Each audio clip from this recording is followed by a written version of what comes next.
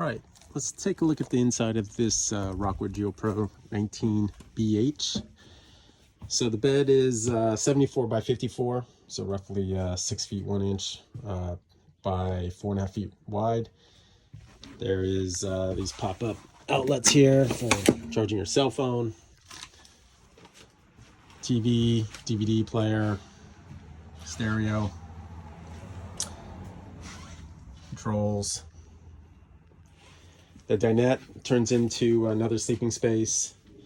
Then we have the bunk beds. The bottom bunk bed flips up. You can store bicycles in there.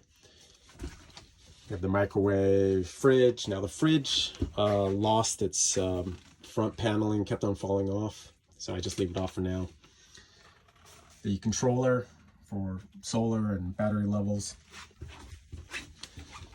Stove, sink, oven. Nice little luxury, making pizzas. Plenty of storage.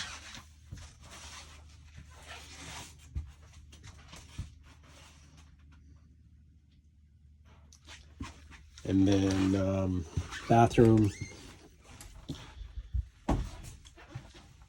Tub here. It's great when our kids are small. Throw them in there after a day of camping.